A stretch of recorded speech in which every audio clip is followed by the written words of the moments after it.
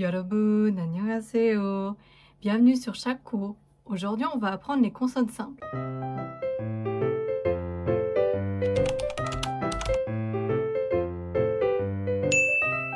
Dans la vidéo précédente, nous avons vu les voyelles simples. Aujourd'hui, nous allons apprendre les consonnes simples.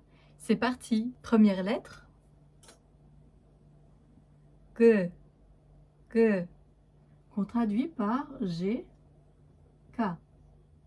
Ensuite, nous avons N, N, N, D, D, D.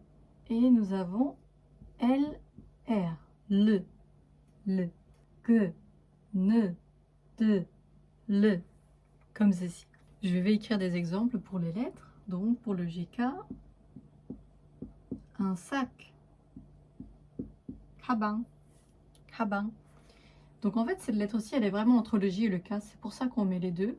Parce que c'est vraiment entre le G et le K. Donc, 가방, 가방.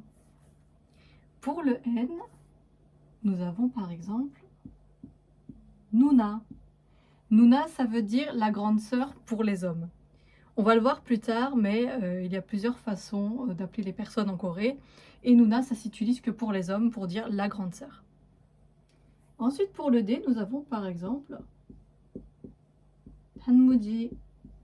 단무지, c'est le radis jaune qu'on voit en Corée, au restaurant, dans les magasins. Et le 단무지, c'est un banchan. Banchan. Banchan qui veut dire les accompagnements en Corée. Alors pour le lieu, LR, nous avons par exemple orange. Orange. Orange. Orange. On continue.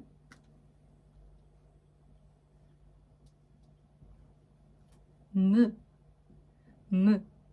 Donc un simple M avec un carré comme ça. Ensuite nous avons B. B. B. Comme ça. S. S. S.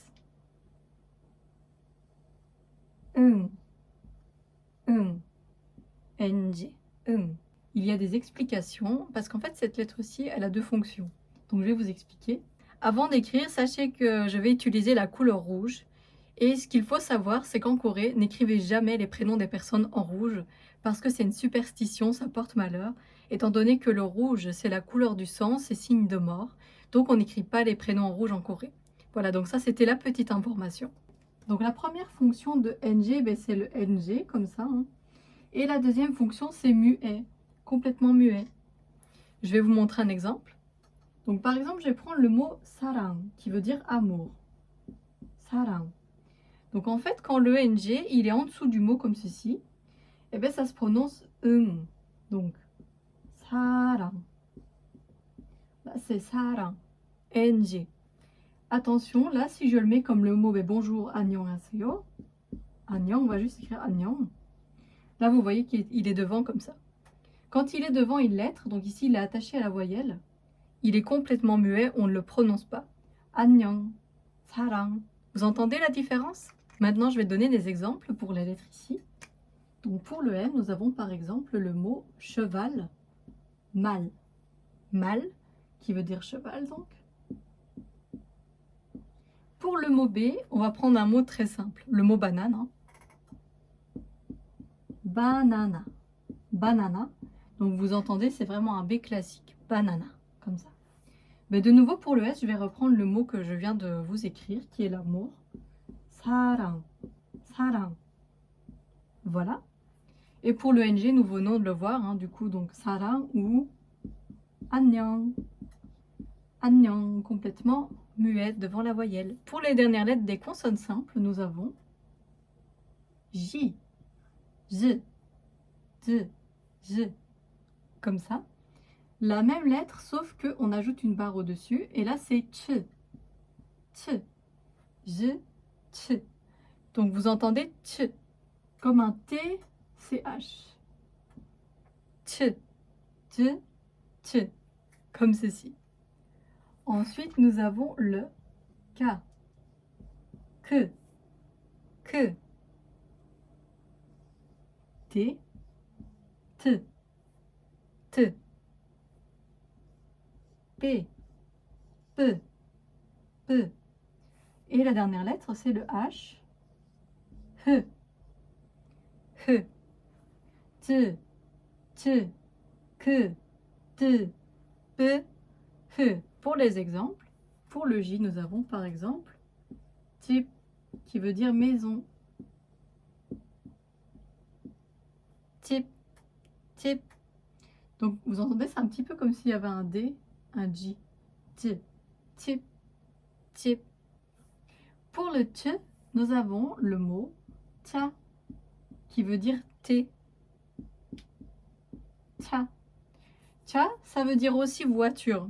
Donc en fait, en coréen, une voiture, ça se dit 자동차, 자동차, mais on peut le raccourcir parfois en ta, comme ceci. Pour le que, on va prendre un exemple facile aussi, c'est le bisou en anglais. Kiss, kiss.